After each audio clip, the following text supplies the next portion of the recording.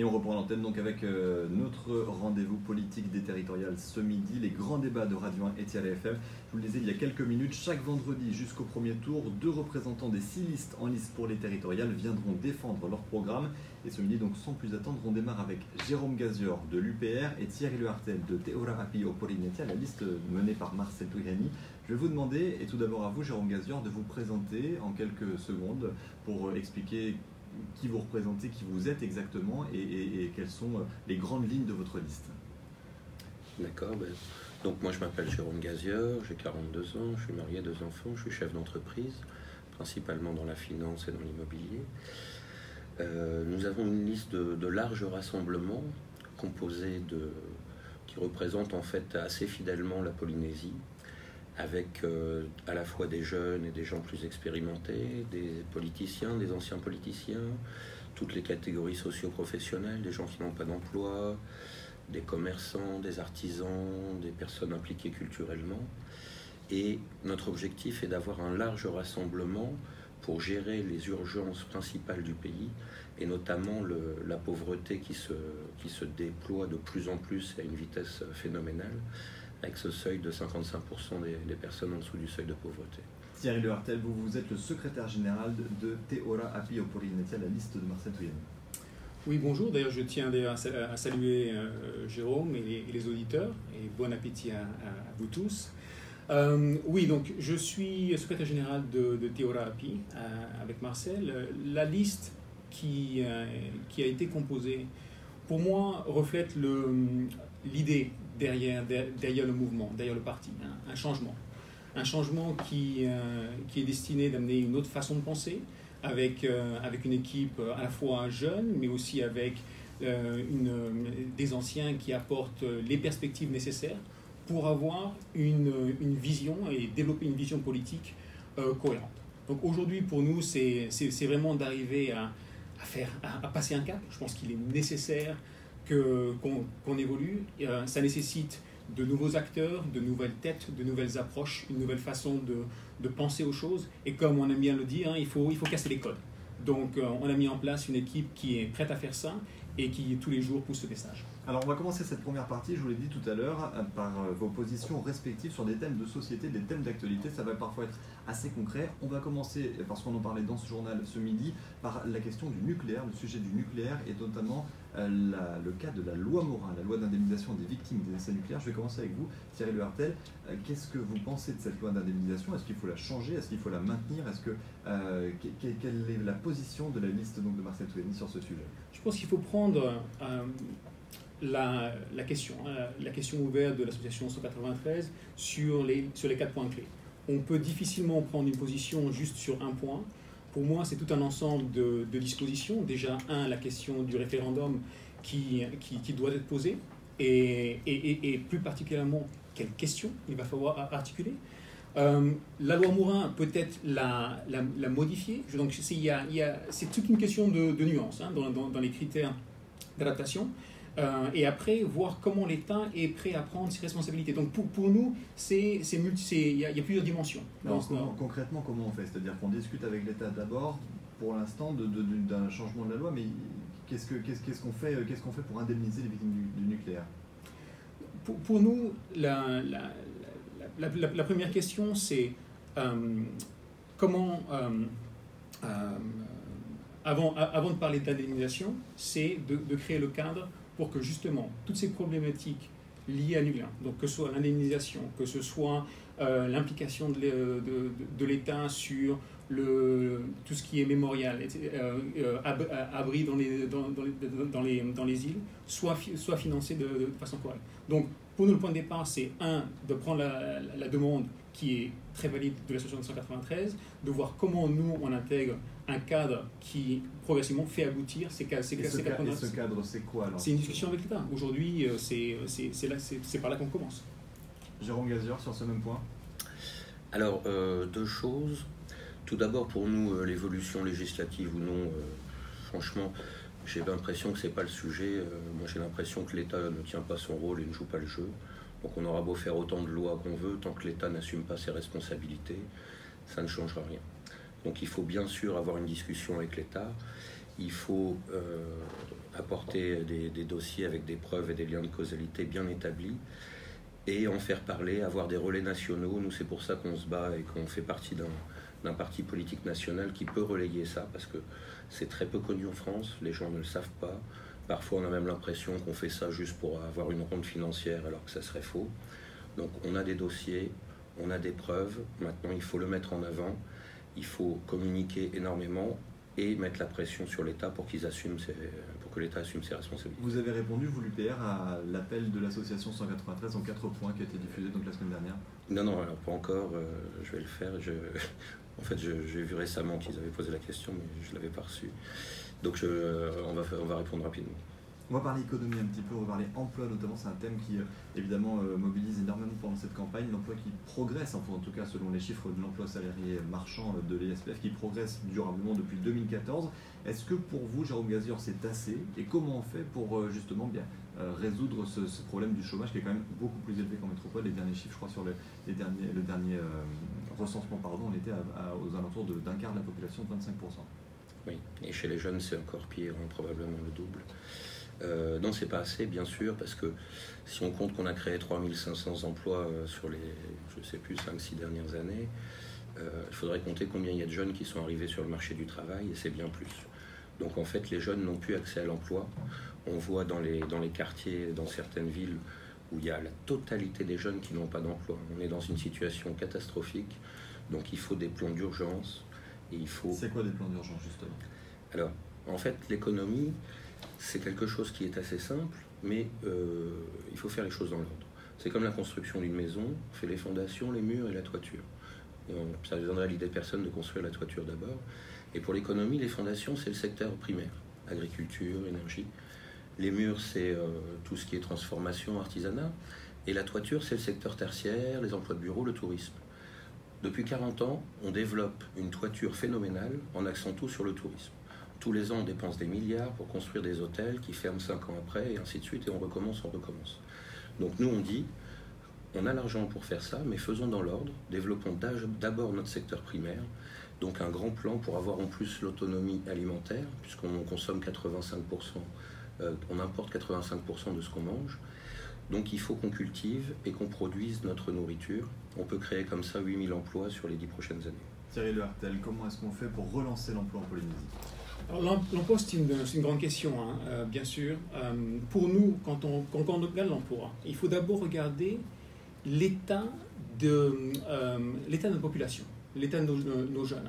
Quand on parle de chômage, on partage les mêmes chiffres, le constat est catastrophique. Il faut aussi voir est-ce que nos jeunes sont bien équipés pour pouvoir prendre un emploi et le garder.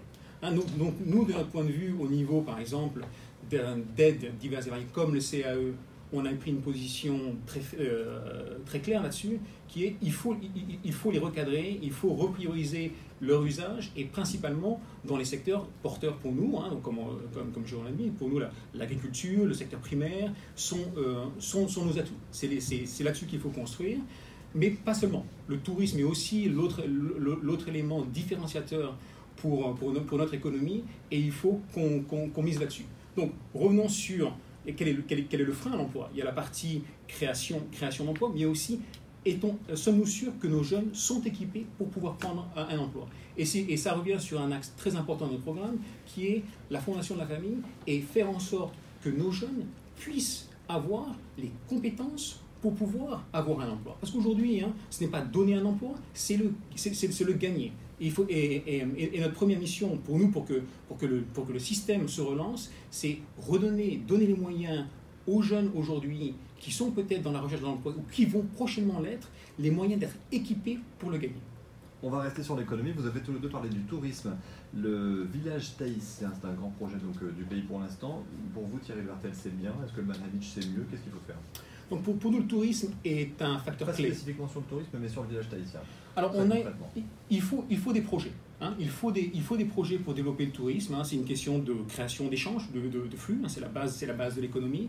Mais on est plus sur une approche pragmatique, réaliste. C'est à la fois construisons des projets à une échelle à taille humaine. Le village tahitien, c'est trop grand? Pour nous, dans la façon dans laquelle il est composé, c'est grand, il y a une complexité au niveau de l'implémentation, il y a différents projets qui vont devoir être synchronisés, et jusqu'à présent, on a eu du mal à implémenter et aller jusqu'au bout de ces initiatives. Pour nous, il faut revenir sur la base. Notre vitrine touristique n'est pas au niveau auquel elle devrait être. Commençons par papeter, commençons par développer des sites culturels, refaire le front de mer pour qu'on ait une vraie vitrine touristique à forte valeur ajoutée. Jérôme Gazior, ces grands projets comme le village tahitien, comme le Mahanavich, est-ce que vous y croyez? C'est possible, que ça dépend dans quelles conditions c'est mis. Simplement, nous on pense que ces grands projets-là qui engagent toute la société, parce que dans certains cas on parle de nous endetter sur 3 générations, il faut que ça soit un choix de société.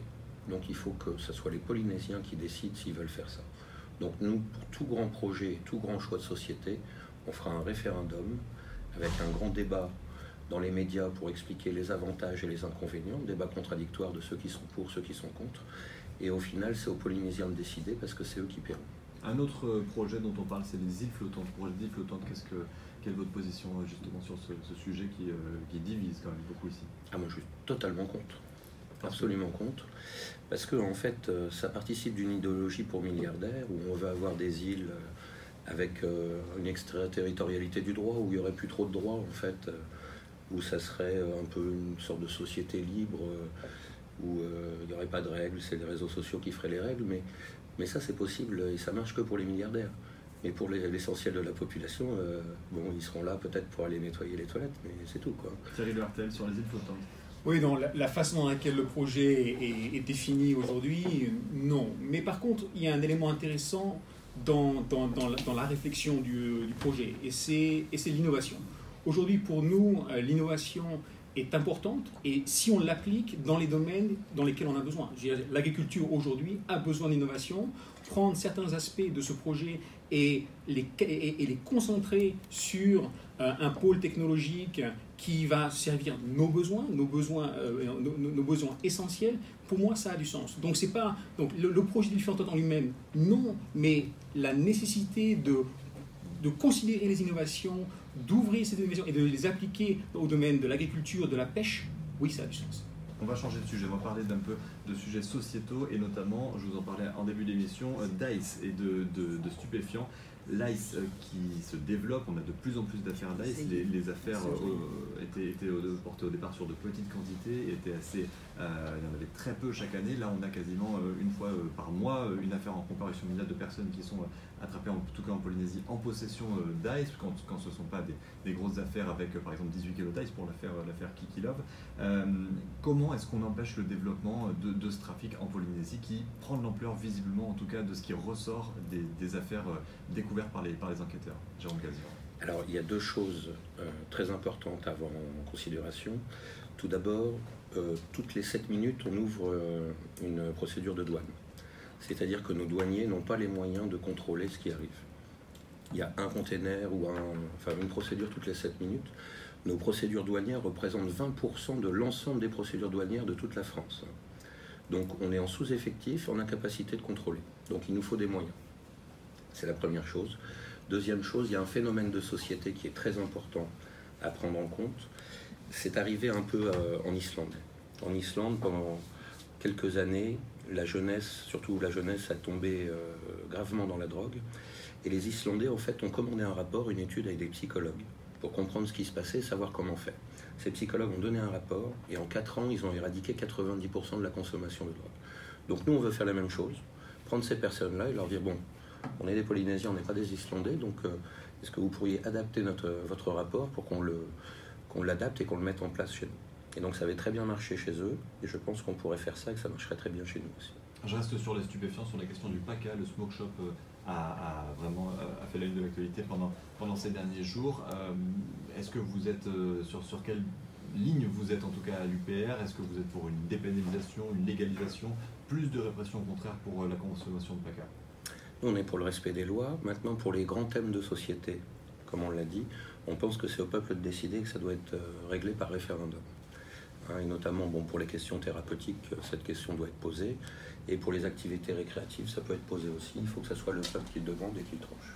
Est-ce qu'il fallait fermer le smoke shop, selon vous? Oui, dans la mesure où on détourne la loi pour faire quelque chose. Tant que la loi n'est pas passée, on respecte la loi. Si après on décide de la changer, on la change. Thierry Lehartel, je voulais vous entendre donc sur l'ICE et sur les questions de drogue dure qui touchent le Fénois. Bien sûr, pour moi, la notion d'augmenter les contrôles, ça a beaucoup de sens, c'est pragmatique, mais il faut revenir sur le problème, une des causes à cette nouvelle tendance. Pour moi, je reviens sur un élément essentiel qui est la fragilisation des familles. Aujourd'hui, les jeunes sont complètement perdus. Les jeunes sont complètement perdus, qui amènent bien sûr à la consommation de drogue, à des comportements qui, en fait, leur ont fait perdre leur valeur. Et pour nous, bien sûr, il y a cet axe de contrôle, de contrôle des arrivées, mais c'est avant tout de rééduquer notre jeunesse. Aujourd'hui, c'est là qu'il y a un besoin fondamental, c'est leur donner les outils pour qu'ils reprennent de la dignité, pour qu'ils reprennent confiance en soi, pour qu'ils se sentent intégrés dans un système. Et parce qu'aujourd'hui, c'est cette déconnexion qui les fait égarer sur d'autres thèmes. Donc pour nous, il y a deux leviers. Il y a la partie contrôle, mais aussi la partie responsabilisation, éducation, valeur, pour qu'on fasse changer ce comportement. Aujourd'hui, notre problème est profond. Il faut un choc pour que ça avance, et une prise de conscience de tous que voilà, on est à la dérive, il faut qu'on reprenne un cap, et c'est notre rôle, et dans notre programme, c'est ce qu'on essaie d'articuler, de donner une plateforme, de donner les moyens pour qu'ils puissent retrouver un cap. On reviendra en deuxième partie plus spécifiquement sur les propositions que vous faites sur la famille, notamment, qui sont un axe fort dans votre profession de foi. Sur la question du smoke shop, particulièrement, selon vous, il fallait le fermer aussi? Non, sachant que il y a une loi respectée, pour moi ça me paraît justifié. Un thème de société tout bête qui tombe un peu comme ça, la question du bruit, puisqu'on en a parlé cette semaine, les nuisances sonores. Il y a une association, donc Terrao, qui a appelé, en fait, qui a distribué un manifeste à tous les candidats en liste pour les prochaines territoriales. Est-ce que c'est un sujet, est-ce que ça doit devenir un sujet majeur de cette campagne, la question des nuisances sonores, Jérôme Gazior? Alors je suis en train de préparer ma réponse aussi. C'est un sujet à prendre en compte, c'est évident. Ça crée, le bruit crée beaucoup de problèmes de société et ça peut avoir des conséquences importantes sur la santé. C'est à prendre en compte, je ne sais pas à quel niveau est-ce que ça doit être mis pour l'instant. On demande que ce soit un grand thème de campagne, défini comme un grand thème de société, en tout cas pour les 5 prochaines années, après les territoriales. Pour vous, c'est pas forcément le cas? On a déjà tous les problèmes de drogue, de violence, de chômage, d'emploi. Les gens, mais je me dis, la priorité aujourd'hui, ce que je vois dans les rues, c'est je veux un emploi, je veux avoir de quoi manger, quoi. Donc bien sûr que c'est un problème important, mais il faut arriver à prioriser. Déjà avoir un emploi et pouvoir manger, c'est plutôt ça à traiter en premier. Thierry Lehartel, les nuisances sonores, est-ce que c'est une priorité de Théographie? Bon, certains, les plaintes, on les a entendues, même pour certains, les ont vécues, mais les priorités sont ailleurs. Pour moi, aujourd'hui, quand on regarde la qualité de vie, le bien-être de chacun, il y a d'autres aspects critiques et clés qui auront la priorité. Que ce soit le transport scolaire, que ce soit l'emploi et des besoins de base. Donc, certes, on peut l'attaquer en temps et en heure, mais aujourd'hui, je pense qu'il y a d'autres priorités beaucoup plus critiques pour le pays. En parlant justement des priorités de la campagne et des thèmes de campagne, l'environnement semble assez peu présent, encore une fois, de la campagne des territoriales. Est-ce que vous proposez des choses, vous, sur l'environnement, Thierry Lehartel, sur les théories? L'environnement, il fait partie du plan, c'est la colonne vertébrale du plan. Parce qu'aujourd'hui, quand on regarde le plan, on parle de tourisme, on parle d'agriculture. Pour moi, un tourisme ne peut pas prendre son essor si on n'a pas une politique environnementale forte. Donc ce n'est pas juste une question de mesure, c'est faire en sorte qu'il y ait cette réflexion à travers tous les axes de développement du programme. À titre d'exemple, pour nous, dans notre développement économique, on a commencé à réfléchir à cette charte de performance qui va demander aux entreprises de respecter des règles éco-citoyennes, des règles de développement pour pouvoir bénéficier d'avantages fiscaux. Donc ça, c'est juste un exemple pour démontrer comment l'environnement est intégré dans le programme. Mais pour moi, c'est une réflexion, c'est plus qu'une réflexion, c'est un élément clé de notre développement. Jérôme Gazior, pour vous, l'environnement est assez présent dans la campagne des territoriales? Dans notre programme, en tout cas, oui, c'est un axe clé. Comme on veut développer la permaculture et cultiver les pentes, la permaculture permet de protéger les lagons.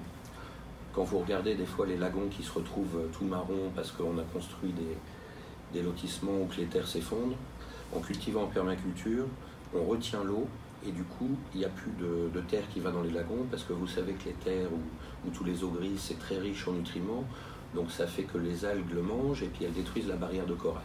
Et c'est comme ça qu'on perd nos lagons. Donc nous, on veut protéger nos lagons, augmenter la propreté, interdire les sacs plastiques à horizon 10 ans. On a tout un tas de mesures concrètes. Enfin, comme d'habitude, dans notre programme, c'est plus des mesures concrètes. Et l'environnement, il tient une très grande place.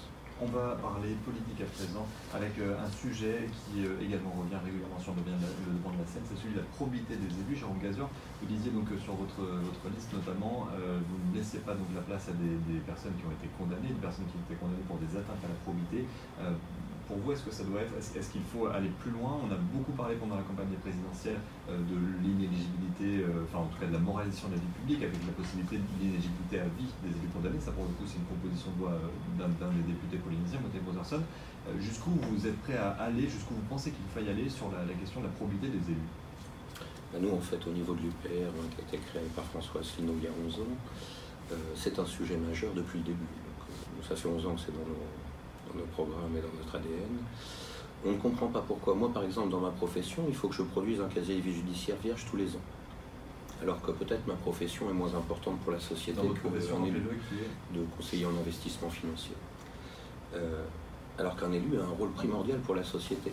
Donc comment ça se fait que moi, je dois avoir un casier judiciaire vierge pour exercer, et pas les élus, qui ont pourtant l'avenir de la société dans leurs mains? Donc bien sûr qu'il faut un casier judiciaire vierge. Il faut aussi qu'on n'ait pas d'élus professionnels. Ça doit être une vocation, un sacerdoce, mais c'est un CDD, c'est pas un CDI. Donc 2 mandats maximum. Et ne pas cumuler. Ne pas cumuler d'être Tavana et élu à l'Assemblée en même temps, puisque du coup, si on est Tavana, on est obligé d'être à l'Assemblée pour défendre sa commune, et puis si on a une liste, on est obligé de prendre des Tavana pour avoir les voix de la commune. Et donc ça crée un système qui s'auto-entretient, qui n'est pas sain. On doit s'occuper soit de sa commune, soit du territoire. Et il faut savoir à quel niveau, à quelle échelle on veut intervenir. Donc il ne faut pas cumuler non plus les mandats et en faire 2 maximum. Thierry Le Hartel, le non-cumul des mandats, ou en tout cas l'inéligibilité à vie des élus condamnés pour des atteintes à la probité, est-ce que c'est quelque chose qui vous parle chez Tovapi? Non, tout à fait. Quand dans le programme on parle de renouveau politique, ce qui veut dire qu'il faut mettre une nouvelle structure pour qu'une classe de jeunes, un renouveau se fasse. Pour nous, la limitation des mandats à 2 termes nous paraît cohérente pour pouvoir amorcer cette transition et faire en sorte qu'il y ait un renouveau de façon constante. Au sujet de l'inéligibilité à vie, pour nous, quand on regarde la loi, une fois qu'une peine est purgée, après, récupérer ses droits civiques nous paraît normal.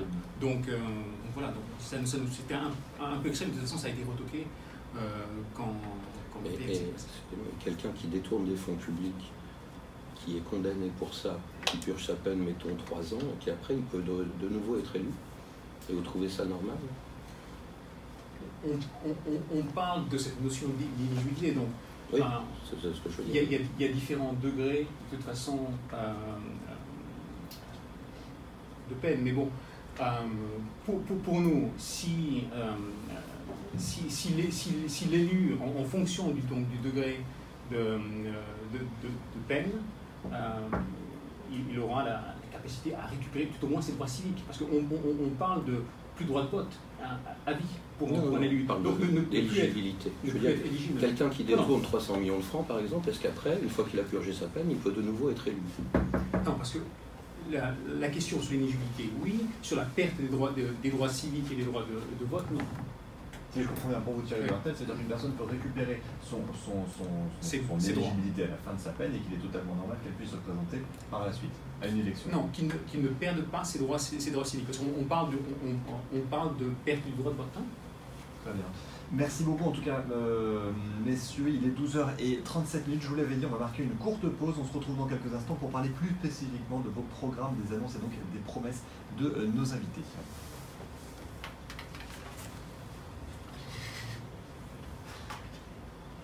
C'est bon? On a 3-4 minutes pour souffler un petit peu. C'est bon.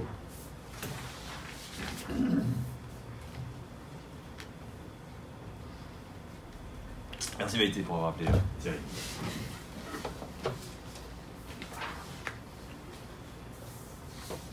Ok, donc ce qu'on va faire, c'est qu'un peu de la même façon, là pour le coup, je vais essayer de vous interpeller plus sur, sur des choses que vous proposez, donc un peu chacun votre tour.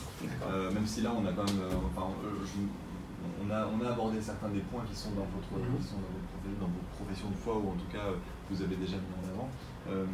L'idée, c'est vraiment d'aller sur des choses de la même façon, un peu concrètes, un peu spécifiques. Mais qu'en tout cas, vous avez vendu, et de voir ce que vous en pensez en face.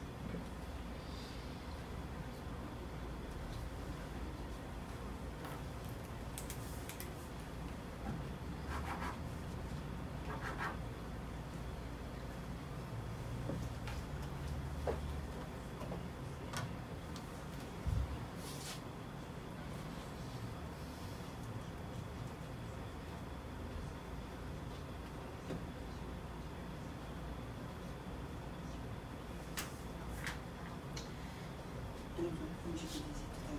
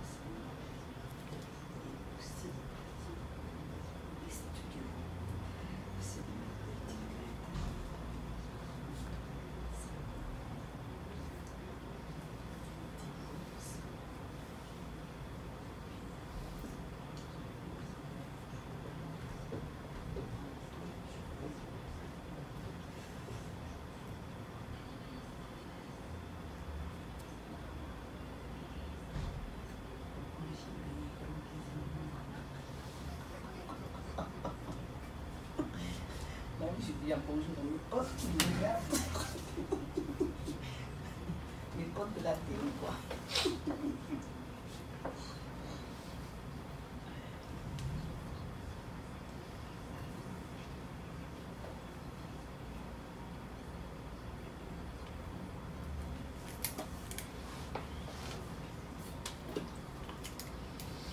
Alors, cette première partie, ça s'est passé comment?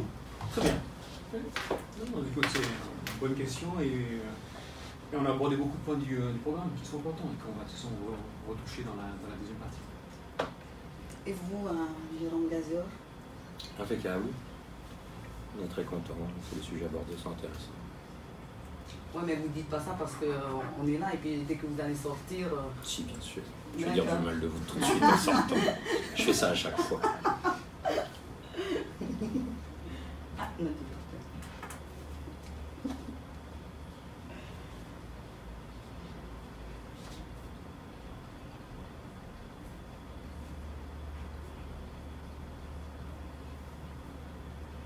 il y a Michel Ramel qui nous a envoyé un coucou Michel, si on ne se connaît pas, c'est pas grave.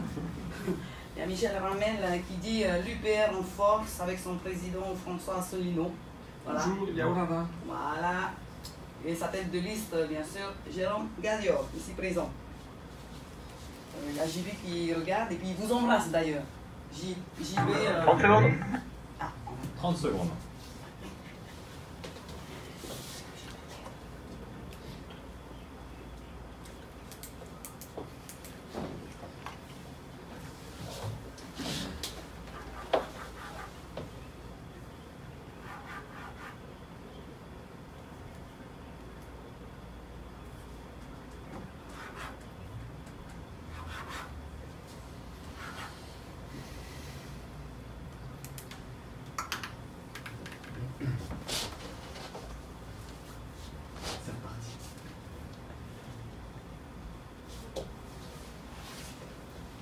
Voilà, toujours dans ces grands débats de Radio 1 et Tialé FM, en direct donc sur nos deux antennes et puis en direct en live sur Facebook, avec Jérôme Gazior, tête de liste de l'UPR, et puis Thierry Lehartel, secrétaire général de Teora Polynésie, à la liste de Marcel Touyani. Dans cette deuxième partie, je vous l'ai dit, messieurs, on va parler de vos programmes, des promesses de campagne, des propositions que vous faites spécifiquement. On va commencer avec l'UPR sur une question qui va peut-être un peu faire la transition avec la première partie, sur une question du statut.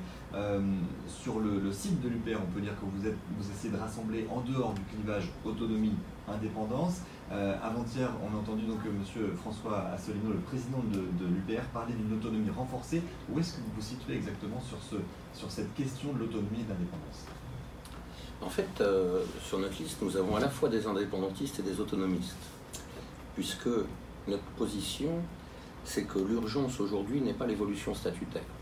L'urgence, c'est, nous on se bat contre la pauvreté et les dérèglements de la société. Maintenant, nous sommes inscrits sur la liste des pays à décoloniser, donc il y a un processus de l'ONU qui suit son cours. Nous, on respecte les règles du droit international, donc on laisse le processus se passer normalement. Mais quand on parle d'autonomie renforcée, ça veut dire qu'on a quand même plus d'eau d'un côté que de l'autre? Non, alors l'autonomie renforcée, en fait, il faut voir qu'en Polynésie, nous sommes dépendants d'énormément de choses, y compris ce qu'on importe, en matière... Enfin, on produit presque rien. Donc il faut avoir déjà notre autonomie au niveau individuel, au niveau local et aussi au niveau culturel.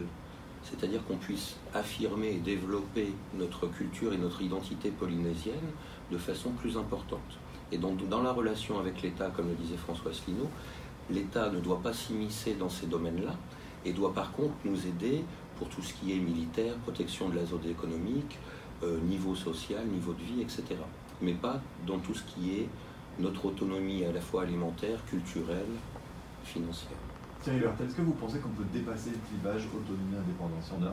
Il y a des listes qu'on essaie de faire, en tout cas au territorial ces dernières années. On se rend compte quand même que les trois grands blocs arrivent en tête des élections territoriales et ont une position qui est assez marquée sur la question du statut en tout cas. Oui, de toute façon, ce sont leurs positions historiques et ces plateformes ne vont pas changer. Je pense que c'est là que des nouveaux partis comme Teora Api ont une opportunité de justement d'amener une autre approche, une approche dans laquelle peuvent venir s'insérer des bonnes idées qui viennent de tous bords. Aujourd'hui, la compétence et les bonnes idées n'ont pas de couleur. Et quand on voit les scores de ces partis, par exemple, est-ce que vous pensez vraiment qu'il y a une place pour une espèce de ces listes-là qui disent, nous, sur cette question du statut, en tout cas autonomie-indépendance, on ne veut pas se prononcer? Non, au niveau du statut, pour nous, le changement de statut n'est pas la priorité. On a d'autres problèmes à résoudre. Par contre, renforcer le dialogue avec l'État et faire évoluer nos relations en faisant aboutir certaines problématiques qui sont cette problématique de protection de l'emploi local, de pouvoir récupérer quelques compétences au niveau de l'éducation pour qu'on puisse faire évoluer notre système et l'adapter à nos besoins. Aujourd'hui, si je résume quand même, parce que c'est un peu votre position à tous les deux, ce que vous dites, c'est que vous n'avez pas de position sur le débat d'autonomie ou indépendance, mais restons autonomistes. Pour l'instant, nous, on ne pousse pas pour l'indépendance, autonomiste oui, mais avec une relation renforcée avec l'État. Jérôme Gazior? J'ai l'impression de m'entendre parler quand j'entends Thierry. On est d'accord, donc c'est très bien. Ceci dit, non, la différence, c'est que le statut actuel, il nous permet énormément de choses qu'on n'utilise pas. On a des compétences territoriales qu'on n'utilise pas. Quand on voit, par exemple, j'entendais tout à l'heure dans le répondeur avec les lois arrêter de fumer et tout, le prix de l'amende quand on fume dans les lieux publics, c'est 54 432 francs, je crois, un truc comme ça. Parce que les élus, la loi est arrivée de France, ils ont transposé, il y a quelqu'un qui a converti 450 €, combien ça fait en francs, et ils n'ont même pas réfléchi si c'était adapté pour la Polynésie ou pas. Mais cette loi, elle vient, elle est votée localement. Mais on ne réfléchit pas, on transpose des lois qui viennent de France. Donc utilisons notre statut pour faire des lois adaptées pour la Polynésie, puisqu'on en a les compétences, mais on ne l'utilise pas. On va parler de la monnaie justement, puisque vous sautez sur le sujet. C'est un des axes de campagne du groupe. On en fait deux pour Teora Api, parce que je veux faire la transition là-dessus.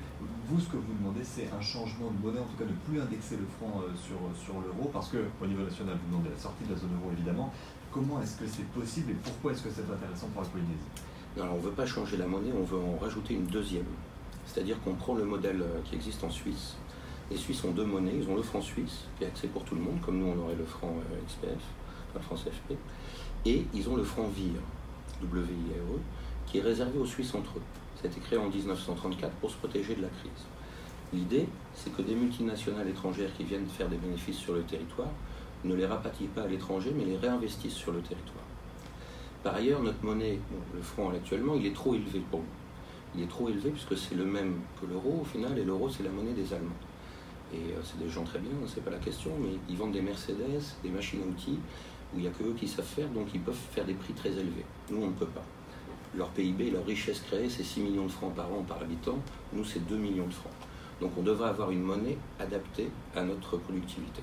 Je donne juste un exemple pour qu'on comprenne bien, parce que les phénomènes monétaires ne sont pas bien compris en général. C'est comme si on courait un 100 mètres, et la monnaie c'est la taille des chaussures. Les Allemands, ils chaussent du 38 et ils ont des baskets en 38. Nous, on chausse du 45 et on nous met des baskets en 38. Donc, on court plus difficile. Thierry Le Hartel, qu'est-ce que ça vous inspire, ces expressions en 38 Non, l'idée est intéressante, mais par contre, l'implémentation, on a plus une approche, quand on regarde nos mesures, il faut des mesures fortes, phares, mais il faut aussi être très pragmatique sur qu'est-ce qu'on va pouvoir implémenter et quel est le chemin de transition. Donc, nous, on n'a pas fait l'étude, j'imagine que Jérôme l'a faite avec son équipe. Pour l'instant, je suis neutre sur cette idée, donc on n'a pas fait l'analyse. On va parler justement des idées de Théo Rapinopolis. Je cite votre profession de foi. Vous voulez, pour en tout cas relancer sur la question de l'économie, pour relancer l'économie, doper la commande publique, continuer les CAE notamment sur l'emploi. Est-ce que c'est un peu des vieilles recettes ? Alors, c'est prendre un vieil outil, mais l'utiliser d'une meilleure façon. Quand on parle de CAE aujourd'hui, on parle d'emplois qui n'ont jamais été convertis. C'est la réalité aujourd'hui. Quand on voit la majorité des CAE alloués à l'administration, avec peu d'opportunités de conversion, c'est la réalité du terrain aujourd'hui. Ça a été un outil plus politique que de production d'emploi. Donc pour nous, quand on regarde ce budget et quand on regarde les besoins, le secteur primaire et le tourisme sont des secteurs que l'on souhaite développer. Ils sont vraiment pour nous les atouts de la Polynésie. Donc réallouer les CAE dans ces secteurs prioritaires avec l'idée derrière de motiver et de créer des opportunités de développement pour les jeunes dans des secteurs nécessaires à notre développement économique. Donc ça, c'était un peu la réflexion sur les CAE. Sur la commande publique, de la même façon, vous pensez vraiment que le salut économique de la Polynésie passe forcément par encore plus d'investissements publics ? Elle est nécessaire, on n'a pas le temps. Moi, j'ai assisté à une conférence économique il y a quelques jours où on parle de OK, il nous faudrait, avec 1% de croissance de PIB, 65 ans pour doubler notre économie. On n'a plus le temps. Donc aujourd'hui, il faut qu'on actionne ces leviers de façon décisive. Et la commande publique est un des leviers que l'on peut appliquer. Il faut le faire sur des projets, sur des projets clés, mais aussi en jouant tous les leviers à la fois. Quand on regarde l'administration et les freins au développement économique, il faut aussi jouer là-dessus. Simplifier notamment les procédures administratives. Et simplifier. Ça, c'est pour le privé, pour le moment. Juste, Jérôme Gazior, sur le fait de doper la commande publique, de relancer les investissements publics pour permettre est-ce que c'est ça qu'il faut pour l'économie de la Polynésie ? Non, je pense pas. Quand quelqu'un a faim, on a deux solutions. Soit on lui donne un poisson, soit on lui donne une canne à pêche et on l'apprend à pêcher. Moi, je pense que de développer encore la commande publique, parce qu'elle est déjà à un niveau très élevé chez nous, la développer encore, c'est plutôt donner un poisson que de donner une canne à pêche. Donc, on est à un niveau très élevé de commande publique. Si on continue à l'augmenter, ça veut dire qu'on continue à augmenter les impôts et notre productivité ne nous permet pas d'assumer des charges et des normes encore plus élevées. Donc ça se retournera contre nous si on fait ça. On fait quoi alors du coup ? On développe le privé, mais comment ? En développant le secteur primaire. Comment est-ce qu'on apprend à pêcher, justement, par le secteur primaire ? Grand plan. Grâce aux techniques de permaculture notamment, on peut produire beaucoup sur des petites surfaces. Je cite souvent l'exemple de la ferme de Tipapa à Aroué. Sur 300 mètres carrés, la première année, ils ont produit 900 kg de légumes et la deuxième année, 2 tonnes. Donc on peut produire en pente, sur des petites surfaces, beaucoup. En cultivant 2000 hectares, on peut arriver à l'autonomie alimentaire avec 4 personnes qui travaillent par hectare. Et j'ai calculé un chiffre d'affaires à peu près, si on ne transforme pas les produits mais qu'on les vend comme ça, de 12 millions de francs par hectare. Donc on fait un grand plan, on va former les gens, on va leur donner un capital de départ qui puisse s'installer et on les formera en continu pendant 3 ans. Et on les accompagnera pendant toute la période où ils créent leur activité. Donc on crée 8000 emplois comme ça, plus les emplois indirects de transformation, de distribution, de commercialisation, etc. Donc là déjà on a un axe fort.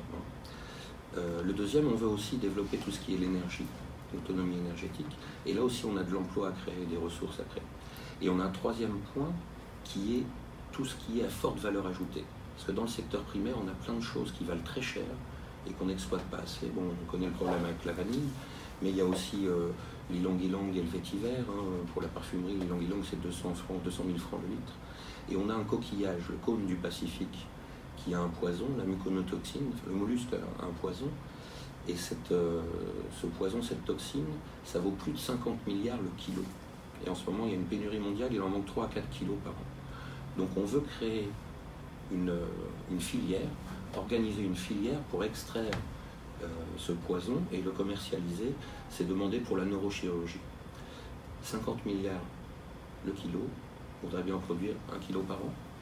Merci, ça ferait du travail et des revenus pour tout le monde. Je change totalement de sujet, je prends un point spécifique encore une fois du programme de Théora-API, c'est la question de la protection de l'emploi local. Ce que vous dites, c'est qu'à niveau de diplôme, en tout cas égal, il faut choisir un polynésien par rapport à une personne qui vient de métropole par exemple ou un étranger. Oui, c'est notre position. Quand on regarde ce qui s'est fait en Nouvelle-Calédonie, compte tenu de leur situation, on pense qu'il y a une base pour que les mêmes changements soient applicables en Polynésie. Et Jérôme Gazieur, vous en pensez quoi justement de cette mesure de protection de l'emploi local? Il faudrait définir ce que c'est polynésien. Alors comment est-ce qu'on définit ce qu'est un polynésien justement? C'est breton, le heurtel ou c'est polynésien? Breton polynésien, né en Polynésie, d'origine polynésienne. D'origine polynésienne ou né en Polynésie? Né en Polynésie. Né en Polynésie uniquement. Moi, je pense qu'il y a des secteurs effectivement où on fait venir des cadres expatriés pour 2-3 ans et puis ça tourne et ainsi de suite, où là, bien sûr, il faudrait employer des Polynésiens. Il y a des postes réservés comme ça qui n'ont pas lieu d'être.